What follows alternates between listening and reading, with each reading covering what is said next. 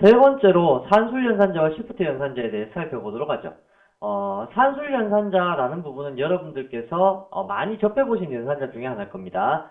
자, 일단 산술연산자에 보시면 곱하기, 나누기, 퍼센트 연산이 있고 다음에 더하기, 빼기라는 연산이 있는데요. 이러한 연산자들은 전부 다 여러분들께서 요 순서가 위에 거부터 먼저 되고 밑에 게 나중에 된다는 건 알 수 있을 겁니다. 여기에서 특히나 퍼센트 연산은 자주 보시지 못한 연산일 텐데요.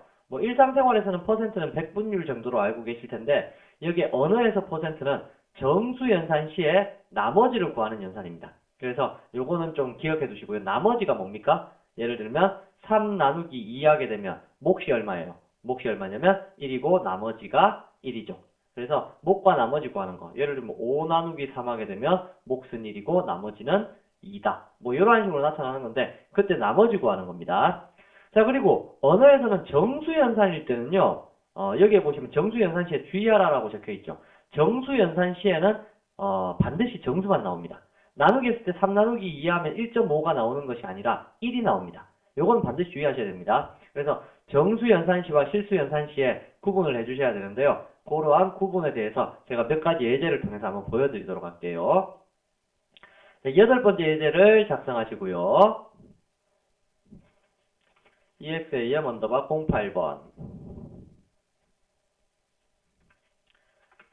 public static void main에서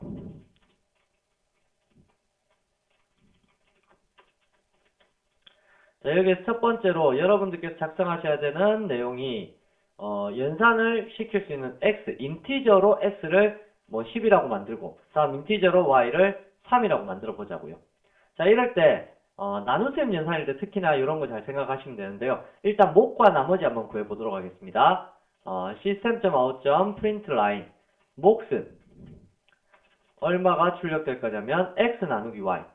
자, 여기에서 제가 괄호를 안 쳤죠. 괄호를 안 쳐도 여기 에러가 안 납니다. 왜냐하면 덧셈 연산과 나눗셈 연산 우선되는 것은 나눗셈 연산이 우선되죠. 그렇기 때문에 얘가 굳이 연산되어라고 이렇게 괄호를 쳐서 표시를 할 필요는 없습니다. 뭐 표시하셔도 관계는 없는데요. 괜히 코딩 한 줄 더 적는 것보다는 덜 적는 게 괜찮겠죠. 그래서 몫을 다음과 같이 나타내면 얘가 먼저 연산되어서 이 문자열과 결합되기 때문에 몫은 얼마다 라는 식으로 나타낼 텐데 몫은 따져보면 지금 10 나누기 3하면 보통 3. 얼마 얼마 얼마 이렇게 나와야 될 거잖아요. 그런데도 인티저이기 때문에 양쪽 다 인티저 정수 형태입니다. 정수 형태이기 때문에 얘를 나누시게 되면 몫은 3이 나오게 됩니다. 그럼 나머지는 얼마가 나오게 될까요? system.out.println 하셔서 나머지는 10을 3으로 나눈 몫이 3이면 나머지는 당연히 1이 되겠죠. 그래서 x%y 해보시게 되면 몫과 나머지가 다음과 같이 계산되어서 출력이 될 수 있다 라는 뜻입니다. 자, 보시면 3과 1 이러한 식으로 나타나게 되겠죠. 그런데 만약에 y가 플러트 형태의 실수였다 라고 하면 결과는 어떻게 될까요? 자, 플러트 형태의 그 실수였다 라고 해서 계산을 해보시게 되면 나머지는 뭐 얼마인지 당연히 나오게 되겠지만 여기에 몫의 경우를 보게 되면 3.333333이라고 해서 여러분들 10을 3으로 나누었을 때 실제 계산기에서 나타나는 영역대로 나타나게 됩니다. 그래서 여러분들께서 지금 P연산자들의 데이터가 어떠한 형태의 자료형이냐에 따라서 이 산술연산의 결과 부분이 틀려지게 된다라는 것도 반드시 기억을 해두셔야 됩니다. 그래서 정수 나누기 정수 연산일 때는 나누기가 몫을 나타내지만 나머지는 뭐 계속 나머지만 나타내고요. 그렇게 나타내지만 얘가 정수 나누기 정수가 아니라 정수 나누기 실수거나 실수 나누기 실수일 때는 어떻게 나타낸다고요? 그렇죠. 실수의 형태를 나타낸다는 얘기입니다. 그럼 캐릭터는 어떤 형태일까요? 예를 들어 캐릭터로 형태를 만들어서 이제 계산을 했다 라고 하게 되면 당연히 그 결과는 캐릭터도 정수 형태에 속하죠. 그래서 정수 형태로 나타나게 됩니다. 테스트를 내보시게 되면 다음과 같이 3과 1이라는 정수의 형태를 나타냅니다. 자, 그러면 다음으로 만약 여러분들께서 연산을 하실 때요. 이 그 산술 연산에서는 이러한 정수와 실수 부분 구별하는 거 하고요. 또 한 가지는 자료형 구분하는 게 필요한데요. 만약 여러분들께서 바이트 A는 10이라고 저장해 놨고요. 바이트 B는 20이라고 이렇게 하나를 만들어 놨다고 쳐요. 그렇더라면 여러분들이 기본적으로 생각하실 때 A 플러스 B를 담을 수 있는 자료형은 무슨 자료형일까요? A 플러스 B를 담을 수 있는 자료형. 다시 말하면 바이트하고 바이트를 연산했을 때 담을 수 있는 자료형 뭘까요? 바이트일까요? 해볼게요. 잘 보세요. 여기에 바이트 C는 해서 얘를 담아봤습니다. 그러니까 어떻게 됩니까? 에러가 발생됩니다. 신기하죠? 왜? 둘 다 바이트인데 걔를 덧셈했다고 해갖고 바이트에 못 담는다. 이런 뜻일까요? 예, 그러한 뜻입니다. 자, 무슨 얘기냐면 덧셈이나 뺄셈이나 곱셈이나 나눗셈과 같은 연산에서는 그 피연산자들이 인티저보다 작은 것들은 있죠. 인티저보다 작은 것들은 연산이 일어나게 되면 무조건 무슨 형태로 바뀌냐면 인티저 형태로 바뀌게 됩니다. 그래서 인티저 형태보다 작은 형태는 당길 수가 없게 됩니다. 쇼트에도 못 담나요? 라고 물으면 쇼트에도 못 담습니다. 이렇게 에러가 발생하게 됩니다. 그래서 덧셈, 뺄셈, 곱셈, 나눗셈과 같은 그러한 연산에서는 여러분들께서 반드시 인티저보다 작은 자료형들은 인티저에 담기게 된다 라는 뜻입니다. 요거 꼭 기억해 두시고요. 그렇다면 인티저보다 큰 자료형이 있으면 어떻게 될까요? 예를 들어 LONG, 롱 형태의 D라는 데이터와 다음에 인티저 형태 E라는 데이터라는 것이 두 개가 덧셈되면 이건 어디에 담길 수 있을까요? D와 E를 덧셈했다고 치자고요. 이럴 때 얘를 그러면 인티저에 담을 수 있을까요? 인티저 F라는 곳에 이렇게 담을 수 있을까요? 해보니까 에러가 납니다. 자, 이때는 어떠한 문제가 생기냐면요. 인티저보다 작은 피연산자들끼리의 연산에서는 인티저에게 담기는 게 맞는데 인티저보다 큰 연산자들의 연산에서는요. 큰 자료형을 따라갑니다. 그러니까 얘는 어디에 담길 수밖에 없냐면 롱 형태에 담길 수밖에 없다는 얘기입니다. 그러면 실수하고 정수하고 비교했을 때 제가 어느 쪽이 항상 크다고 했었죠? 당연히 실수 쪽이 항상 큽니다. 그럼 어떻게 되냐면 예를 들어 플로트 G라는 요 데이터가 10.3F라고 있었다고 치고요. 롱 형태의 H라는 데이터가 10L이라고 해서 있었다고 치자고요. 그때 G 플러스 H 하면 얘가 담길 수 있는 데이터는 롱 형태에 담길 수 있을까요? I는 자 이렇게 표시하게 되면 또 에러가 발생하게 되네요. 자 얘는 어디에 담길 수 있냐면 롱 형태가 아무리 8바이트고 플로트가 4바이트밖에 안 되지만 실수는 제가 정수보다 항상 크다고 했었죠. 그러므로 얘가 담길 수 있는 형태는 어디라고요? 플로트라는 곳에 담길 수 있다는 얘기입니다. 당연히 더블 들어가게 되면 더블이 제일 큰 자료이니까 더블에 담기게 되겠죠. 그래서 여러분들께서 이해를 하실 때요. 바로 이러한 식으로 인티저보다 작은 자료형에서는 무조건 인티저로 바뀌어서 들어가고 인티저보다 큰 자료형에서는 큰 자료형을 따라서 저장을 해야 된다라는 것도 함께 기억을 해주십시오. 그래서 나눗셈이나 퍼센트와 같은 부분에서 나눗셈이 특히 그렇죠. 정수와 실수 연산에서는 실수가 나타나고 정수와 정수 연산에서는 정수만 나타난다. 정수면 몫이죠. 몫만 나타난다는 거고 인티저보다 작은 자료형에서는 인티저로 다 바뀌고 인티저보다 큰 자료형들은 큰 자료형을 따라간다 라는 거 기억해 두시기 바랍니다. 이게 산술 연산에서 가장 주의하셔야 될 부분입니다. 자, 그러면 다음으로 나와 있는 연산자는 shift라는 연산자가 있는데요. shift 연산자는 비트 단위로 데이터를 변환시킨 후에 특정 비트 수만큼 이동을 할 수 있는 연산자입니다. 이러한 이동을 하게 되면 무엇이 좋으냐라고 하게 되면 예를 들면 한글 같은 데이터 처리할 때 예를 들어 초성, 중성, 종성으로 나눠진 한글 데이터 처리할 때 초성, 중성, 종성이 어떻게 담겨 있냐면 16비트의 데이터 속에 담겨 있는데요. 5비트씩 데이터를 나누어서 초성과 중성과 종성을 처리하고요. 나머지 1비트는 속성값을 저장하도록 되어 있는데요. 여기에서 5비트씩 데이터를 뽑아내려고 합니다. 뽑아내려고 하면 이러한 각각의 비트들을 하나씩 뽑아내서 어떤 값을 출력해 보려고 하는데 이게 무슨 값인지 뽑아내기가 상당히 힘들겠죠. 그럴 때 예를 들어 요 비트를 먼저 조사를 한 다음에 이쪽으로 5칸 이동을 시키게 되면 이제 여기 있는 비트가 다시 이쪽 5칸 자리에 들어오겠죠. 다음에 또 얘를 또 옆으로 10칸을 이동시키게 되면 그럼 다시 또 제일 앞에 있는 것도 이쪽 제일 끝으로 오게 되겠죠. 그러면 제일 끝에 있는 5비트만 조사하게 되면 항상 초성, 중성, 종성 비트만 이동시킬 수 있다면 그렇게 데이터를 뽑아낼 수 있을 겁니다. 그래서 각각의 비트를 뽑아내어서 어떠한 데이터 처리를 하고자 할 때 비트를 이동시키는 방법으로 쓸 수 있는 것이 left와 right shift 연산자가 있고요. 거기에 자바에는 한 가지가 더 추가적으로 있습니다. 뭐냐면 unsigned right shift 연산자라는 건데요.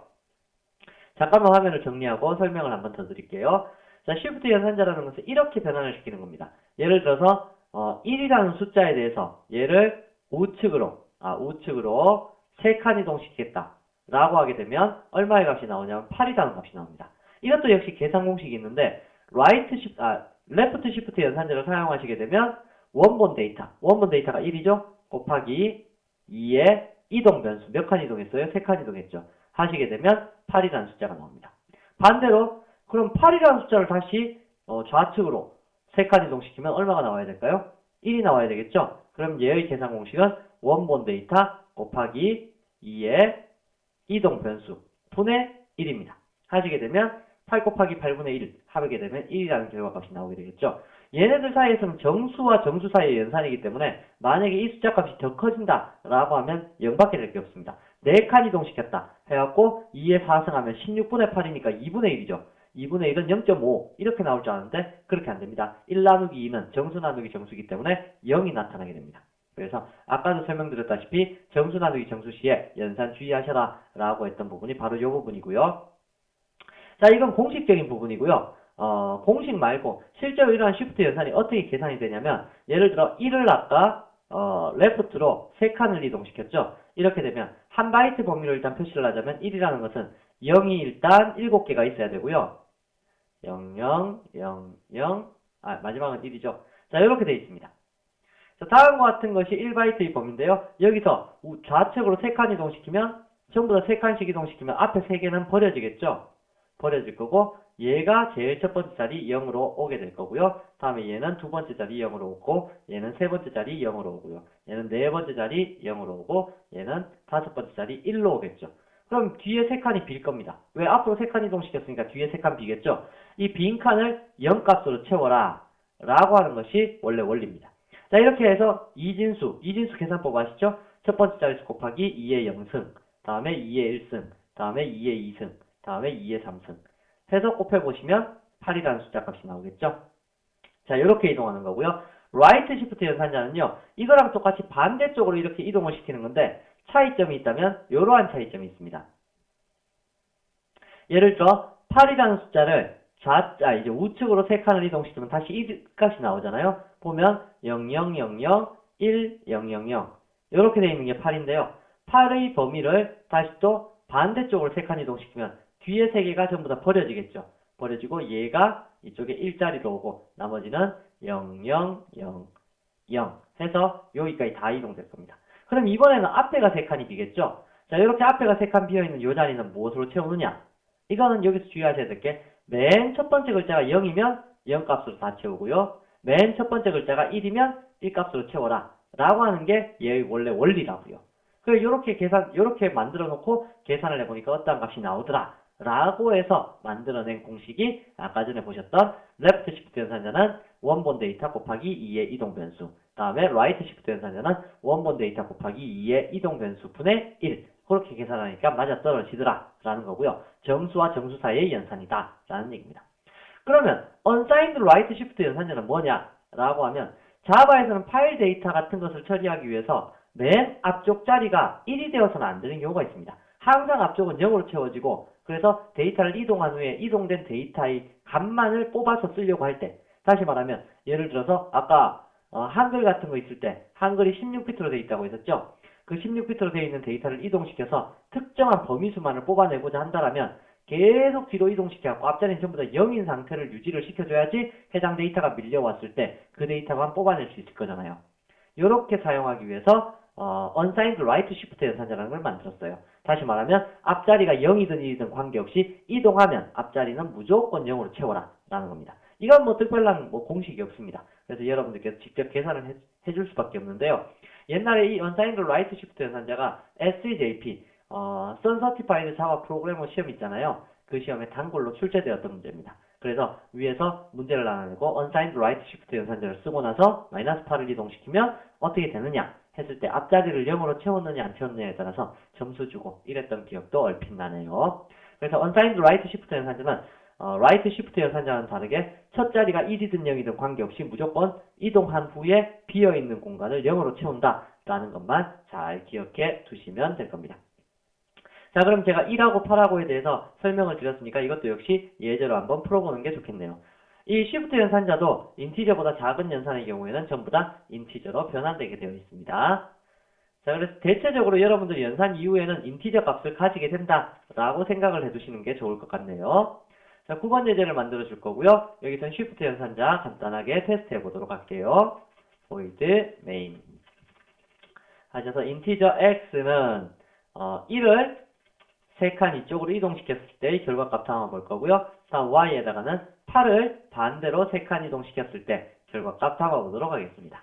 그래서 system.out.println x는 x, system.out.println y는 y. 해보시면 얘는 8값을 나타낼 거고 얘는 1값을 나타내겠죠? 그래서 실행을 시켜보시게 되면 8과 1이라는 이러한 숫자를 나타내게 될 것이다 라는 얘기입니다. 그래서 쉬프트 연산이라는 부분까지 여러분들께서 한번 살펴보셨습니다. 산술 연산, 쉬프트 연산이었습니다. 다음으로 넘어가죠.